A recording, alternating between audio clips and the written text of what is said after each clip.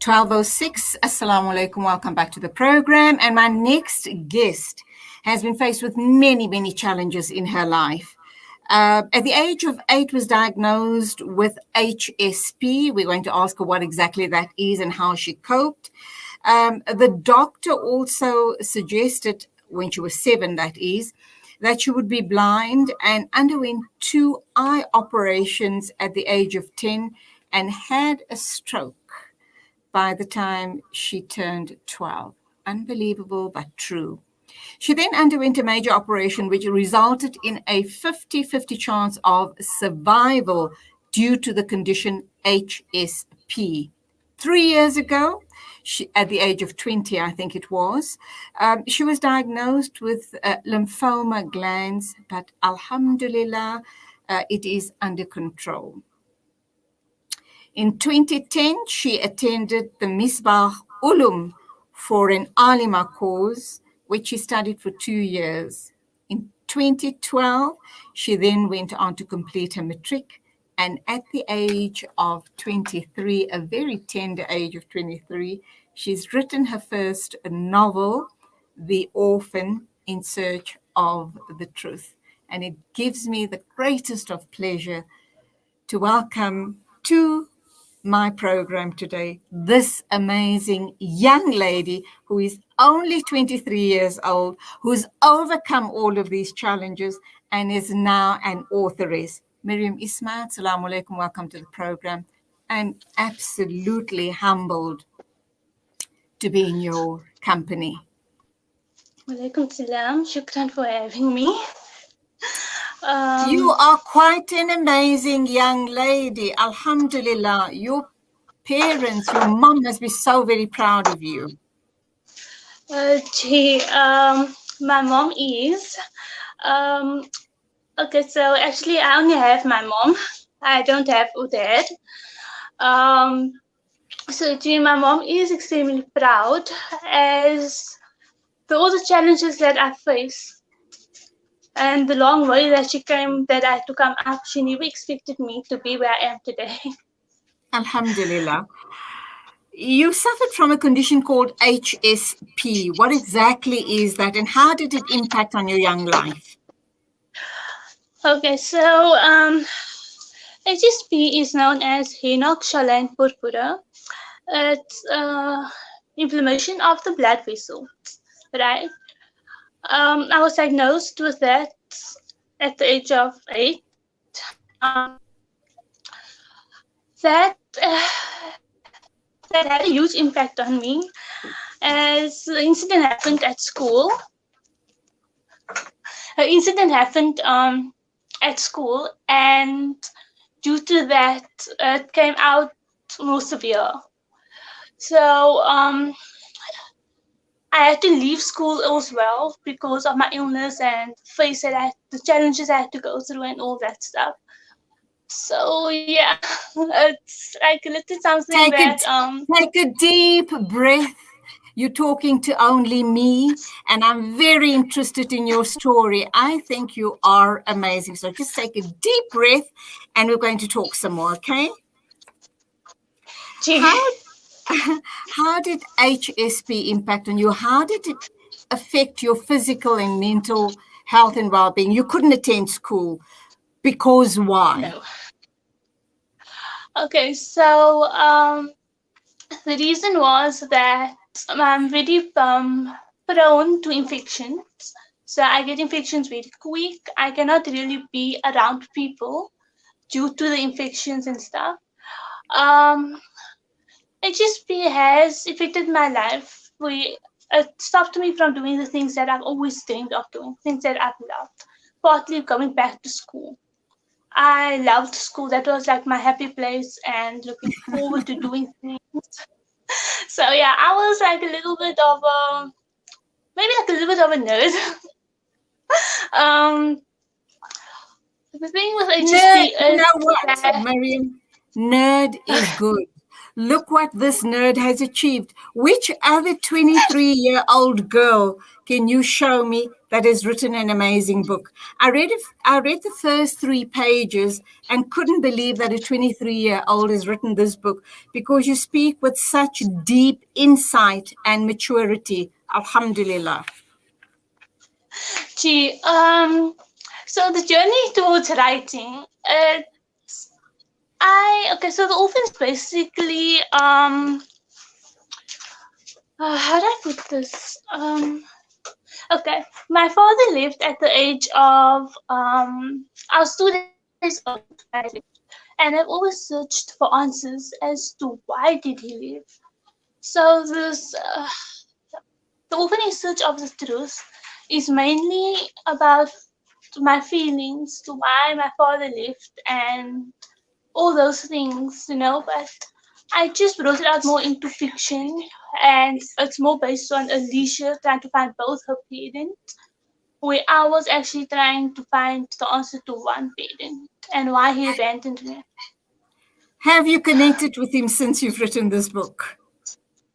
No, he hasn't been in my life since I last saw him when I was a teenager.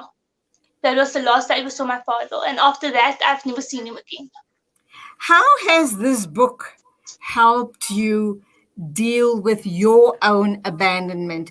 By the way, as I've said, I've read a few pages of the book, and I was blown away with the way you've expressed yourself in the book, alhamdulillah. And we also know that it's a work of fiction, but it's your feelings that you've put down in the book, is it not?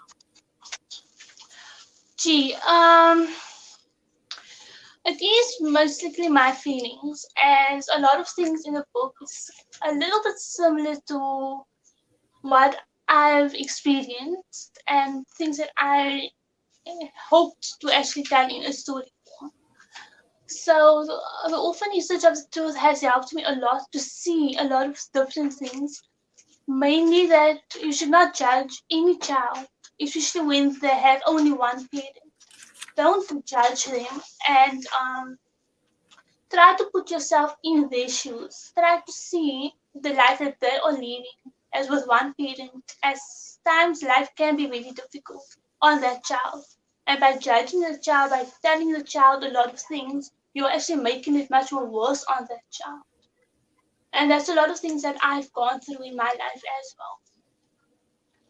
But I should imagine you've now become a celebrity by writing a book, alhamdulillah. I should imagine your life has changed. It's taken a turn. I mean, people are sitting up and looking at this little girl who they probably ignored all their life, and just look at her. Look how amazing she is. She's actually gone on and written a book. So how has your life changed? Okay, so my life has changed completely since December, when the book launch actually happened in Johannesburg. And I have my mom, my grandmother, my sister, and my brother-in-law to thank for that, as they supported me. They made me believe, and they made me believe in myself and made me realize that I shouldn't give up, right? And now it's amazing to see the response that I've been getting regarding my book. A lot of people has been messaging me, and they've been telling me, your book is fabulous, and you really have this real talent, and it's very rare that anyone can have a talent as writing. Because what I was told actually is that to pick up a pen and write is basically what everyone attempts to do. But to complete that writing and to make it into a book, that is something that a lot of people struggle with. I struggle with that as well. So you have been blessed with an amazing gift, and you really need to use that gift to your fullest ability. And I'm hoping we're going to get more and more books coming from you. How else has your life changed? Are people recognizing you more? I suppose in the past, because of your condition, you were almost invisible. Okay, that I can totally agree on. As I have never really put myself out there because I was always afraid that people will have a side effect to my illness. Oh, she's a sick child, she can't do anything. And because I couldn't attend school like a normal kid that could attend school and complete all my grades, it also put a that setback in my life. But alhamdulillah, with my matric, my life changed as well. Um, so people suddenly they're coming to see a side of me which they never knew I had. They are like, wow, is this the same girl that we thought was, like always one-sided in the corner, never spoke to anyone. She was always quiet, and it's like I'm here, but you also don't know that I'm here. And now they're starting to see this actual me. I realized that ever since I wrote this book, I started to come out of my shell. I'm trying to be brave. I'm trying to let people know that my illness is not getting me down in life. And every time I attempted to do something, my illness brought me back down because it was always one thing actually, Auntie Julie, about HSP. The moment you think one illness cleared up, there is another illness that comes out of nowhere in a different form. Now, when doctors declared me free from HSP, I was happy. I was like, okay, so maybe now I can live my life normal, at least a little normal. But then 3 years ago, they were like, 3 years ago they were like, you have lymphoma nodes, and I need to be happy. I need to do this. I need to do that. I was like, okay, so it's just gone, and now I have lymphoma nodes. So So how I am are they treating that? How are they treating? I thought you were cleared okay. of that as well. No? Alhamdulillah, I am cleared, but it's basically still there. But I have been on medication, and so far, a year ago, they took me off my meds, and they were like, okay, so now they'll have to wait and see what happens. They'll have I to wait and also see. know I also know that you've had two eye operations. What's your eyesight like now? And taking your whole medical history into account now, how normal is your life? Or how challenging is your life? Okay, so every day of my life, basically, every step, it's a challenge. Oh, I don't know what the next minute or the next hour or even the next day would be in my life. So every day, I'm just taking one step at a time. Regarding my eyesight, my doctors actually told me that slowly I am losing my eyesight. I haven't actually told this to anyone as yet because they're still running a couple of tests and they still want to see exactly what. They detected a problem behind my eye. That problem has been there since 2015, but now it's basically showing itself more now. So doctors and them actually want to find out what is that, the specific thing that they don't have a name to as yet. And also, that is basically, I'm not sure, but I think that is causing my eyes to drop.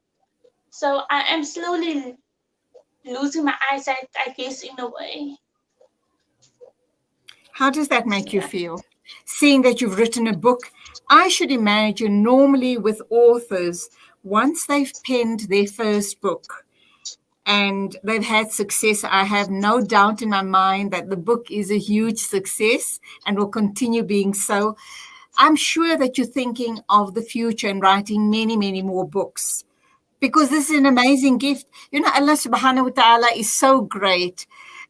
If your life is compromised in any way, He bestows you with another gift. And He has bestowed you with the gift of writing. So, gee. what are you going to do about it?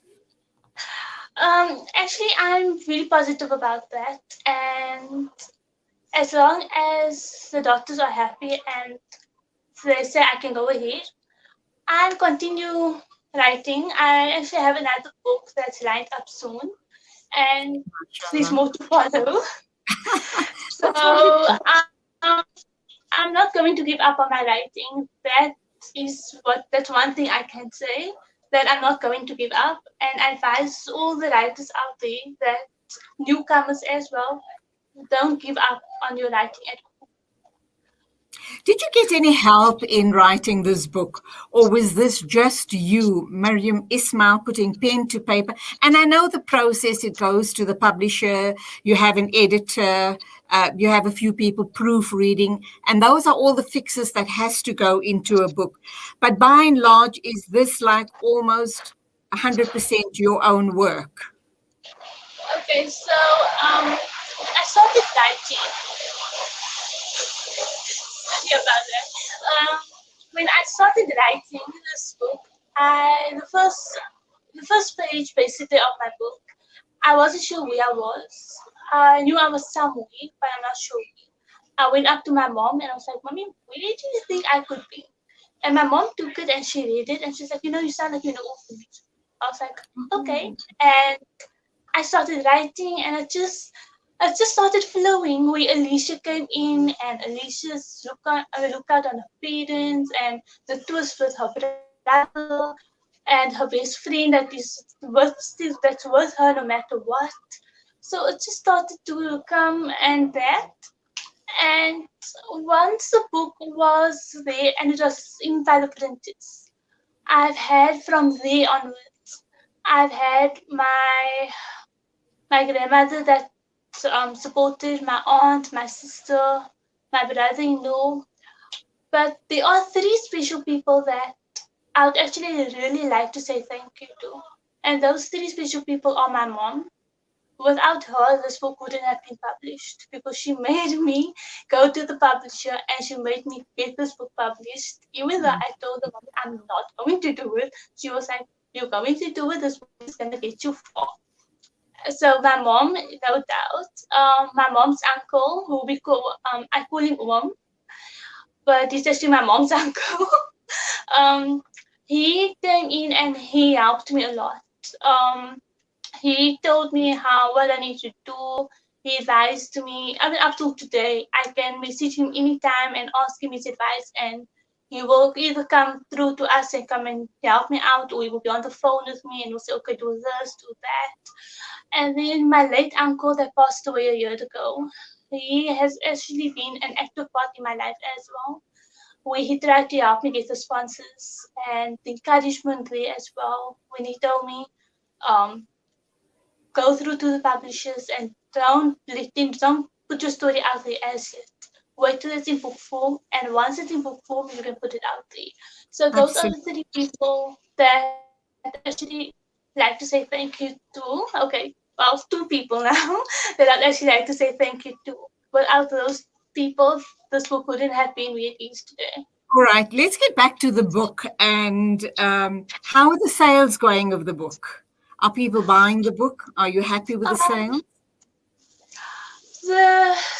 so far the sale has been, it's been good, but due to the pandemic, it has been at a, like, let's say 50-50. Okay. It's because the books are selling, and I'll be placing an order soon as well for more books. Wow. But with the pandemic, it's been taking a bit of a toll, as I haven't contacted any of the bookstores in Cape Town as yet. I haven't officially had any book launches in Cape Town either, with the pandemic that has risen. So, inshallah, once the I mean, pandemic slows down a bit, then I'll be having my book all going out right. there. Okay, let's talk some more about the book. Uh, you say it's been set in an orphanage and you paint this picture of some place in Europe. Am I correct? Is it somewhere in Europe? It's not No. actually placed in any I couldn't city make or out. I country. couldn't. All right. Where did you find inspiration and the names and the places of what you mention in the book? Okay. I really loved that. Actually, I love the name Alicia. I'm just over that name. It's like it doesn't want to leave me at all. So I really knew that no matter what, my name, the character Alicia is she will be my character. And I guess I haven't really planned out the rest of my characters besides Alicia. So as I wrote my book, the my characters started to develop their thoughts, their ways, their dress codes. It just started to automatically fall into place just like that. And the setting, this book in actual fact wasn't really planned in such a way. It just fell into place like Okay, as I went along. very quickly, tell us what the book is about. We know Alicia is an orphan. Yes. Does she eventually, is she able to trace her parents or one of her parents? And can we hope for a happy ending? Okay, so Alicia, she finds both her parents, and the mystery revolving why she was left at the We don't want to orphanage give is too much away. unresolved. We don't want to give too much away. People must buy the book. Okay, okay, I'll try. So yes, it does have a happy ever after, and there is a bit of a surprise as I'm hoping to work on it that there will be a sequel to the book. Wonderful, So wonderful. yeah. Do, do you have a special friend? I mean, you acknowledged your mom and your uncle, your sister, brother-in-law. So you've acknowledged a few people whom I believe have played a very big part in your life, very especially taking your medical condition into consideration. Do you have a friend, a best friend outside your family circle? And if so, how big an influence has your friend had on your life and on your book? Okay, so I have never really had any best friends. Um, the only best friend that I could actually say was that I've had all my life. It's my sister. She's been Okay. my best friend, and growing up, it's always been the two of us. So we were Sisters make, like, can I tell you something? Sisters make the best friends. So you're on the oh, right. yes, they do. So she has been my best friend. She's been my motivator. We have our sister moments, which I'm sure everyone can relate to. We have that Absolutely. all the time. And at the end of the day, once we resolve all our sister things, we actually end up coming more stronger. We come out Absolutely. as much more stronger. Um, so I don't actually have any special friends or any best friends from the outside circle, not at all. Um, so yeah, How are you it's going to go about? I know that we are in the thick of a pandemic, but do you plan, inshallah, when things get better, are you planning on going on a tour, possibly to schools, to community centers, and try and promote your book? Because I think you're a very inspirational young lady. You have a very, very strong story to share. People need to know what your background is and for you to have overcome all of that and gone on to write a book. So it's very important that you share your story with the rest of the world. gee, I am planning to once the pandemic eases down a bit. I'm planning to go to schools. I'm planning to go to orphanages as well, as I would like to let them know that we are there for them, that they're not in this alone, and that we are not okay. Not okay. Actually, me, I'm not judging them for being who they are. And inshallah, I would like to go on a tour. So, Wonderful. um, yeah. Well, you stay strong, continue doing what you love doing, and that is writing. I think you're an amazing, amazing young lady, an amazing inspiration to lost youth, to people who think, and wonder what life is all about. They need to meet with you, engage with you. They need to read your book and they need to take inspiration from you. So you are an amazing role model for the youth of today. It's been such a pleasure talking to you. What do you want to leave our viewers and listeners with this morning? What's your strong message that you want to leave young people with? Okay. So the message that I would like to leave people with is that um, I've been through a lot in life. I've been through a lot in life, and I've tried not to let my illness get a hold of me. Yes, my illness has put me a bit, and it has put me in a bad step in life. But I've tried my level best not to go deeper into it, and I try to get out. So if I can do it, I'm sure that there are kids out there that aren't well, that the kids out there that maybe felt how I felt. I can't do anything. I feel maybe like I felt like I was worthless. I felt like I was useless. I wasn't good at doing anything. I want them to realize you can do it. They need to find their passion. They need to find what it is that they love, and they can. I'm positively sure that all of them can do it. They can do it. And to the writers out there, if you need to pick up the pen today and you need to write down. Don't When focus you, on. okay, when you are feeling very low after perhaps being to the doctors, and you're not interacting with other young people your age apart from your sister, and you feel that life doesn't have much to offer you, and you feel angry at those that love you the most, because when you're depressed and when you feel low, you hit out at those closest to you. How do you turn that situation around? Let's just end on that note. Okay, so I try to keep in mind they they are just trying to be there for me. That they are the ones at the end of the day, no matter how I feel, no matter what I go through, they are the ones that are there. They are the ones that's reaching out to me. That's making me realize we are there. So don't push us away. Um, I try to deal with it in a positive way as well, where I try to control my emotions, where I try to make myself realize that I cannot do this. I cannot push the ones that loves me, that wants to be there for me. I cannot push them away. So I that is also mainly why I've gone to writing, what made me into the line of writing as well. Because there are times when I feel like I'm going to get angry, I'm going to say something I don't want to say. I will sit with my laptop and I will start writing out all my anger, everything I feel. And I'll write it onto my laptop onto a separate page that only I know it is in on my laptop. And I would go there and I would just put out everything I feel, my frustration, my anger, my happiness, my sadness. So that in that way it helps me to cope with not having to take it out on my family. And to focus, and that's where we're going to have to leave it. Maryam Ismail, it's been absolutely wonderful talking with you.